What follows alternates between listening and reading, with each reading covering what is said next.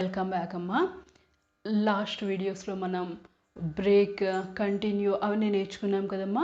Break మీకు ఏం చేస్తుంది? మీ ప్రోగ్రామ్ కంట్రోల్ని లూప్లోంచి బయటికి తీసుకొచ్చేస్తుంది, రైటే కదమ్మా.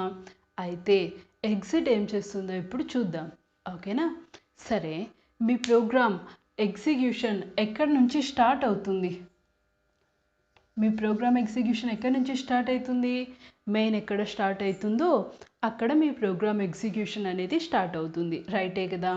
మీ ఎగ్జిక్యూషన్ ఎప్పుడు ఎండ్ అవుతుంది? మెయిన్ ఎక్కడ ఎండ్ అవుతుందో అక్కడ మీ ప్రోగ్రామ్ ఎగ్జిక్యూషన్ కూడా స్టాప్ అవుతుంది, అవును కదా? అవునా? అయితే ఎక్కడైనా మీరు మెయిన్ మధ్యలో ఎగ్జిట్ అనే ప్రీడిఫైన్డ్ ఫంక్షన్ని వాడుకుంటే, ఇంకొకసారి ప్రీడిఫైన్డ్ ఫంక్షన్ మరి బ్రేక్ కంటిన్యూ అవి keywords. Break continue go to అనేటివి కీవర్డ్స్. ఎగ్జిట్ మాత్రం మీకు predefined function like printf, scanf, POW, SQRT, ఇది కూడా ఒక ప్రీడిఫైన్డ్ ఫంక్షన్. ప్రీడిఫైన్డ్ ఫంక్షన్ అంటే మీరు ఏం రాసుకోవాలా? హెడర్ ఫైల్స్ కంపల్సరీ రాసుకోవాలా కదా. ఎప్పుడైనా మీరు ఎగ్జిట్ ఫంక్షన్ రాయాలా అనుకుంటే ఏం రాసుకుంటారు? యాష్ ఇంక్లూడ్ stdlib.h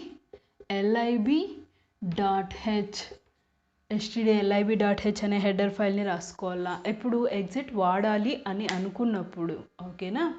సరే, సో ఎగ్జిట్ అనేది ప్రీడిఫైన్డ్ ఫంక్షన్. ఏం చేస్తుంది ఇది? ఎక్కడైతే మీకు ప్రోగ్రామ్ ఎగ్జిక్యూషన్ ఎక్కడి నుంచి స్టార్ట్ అవుతుంది? మెయిన్ దగ్గర నుంచి ఎగ్జిక్యూట్ చేస్తూ వస్తూ ఉంటుంది. ఎప్పుడైతే మీకు ఎగ్జిట్ కనిపిస్తుందో ఆటోమేటిక్గా ఎగ్జిక్యూషన్ స్టాప్ అయిపోతుంది. ఇంకా రిమైనింగ్ మెయిన్లో ఉన్న ఏ స్టేట్మెంట్స్ మీకు ఎగ్జిక్యూట్ కావు.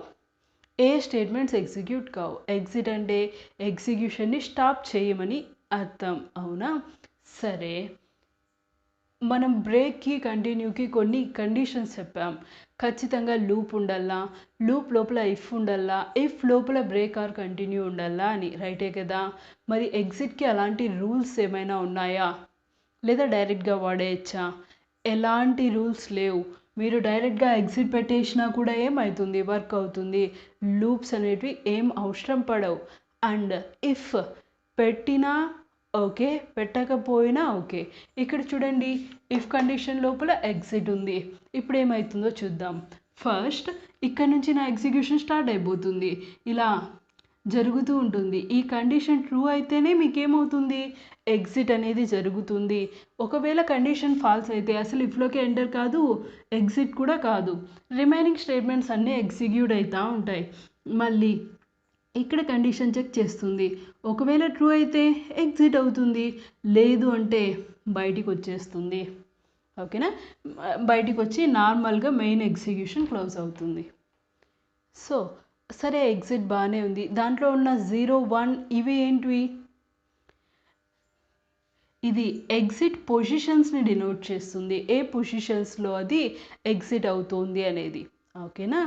సో ఫైనల్గా ఎగ్జిట్ ఏం చేస్తుందిమా? Brings the control out from the ప్రోగ్రామ్లోంచే మన కంట్రోల్ని బయటికి తెచ్చేస్తుంది, ఎగ్జిక్యూషన్ని స్టాప్ చేస్తుంది. అబ్నార్మల్ టర్మినేషన్ ఏం కాదు అది, ఓకేనా?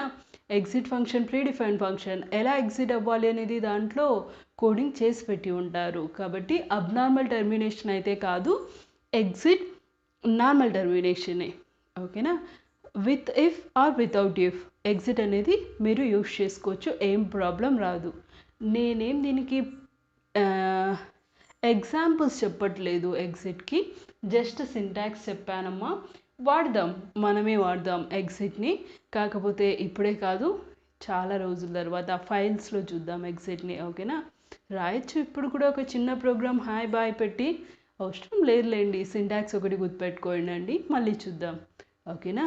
బాయ్ మా, థ్యాంక్ యూ.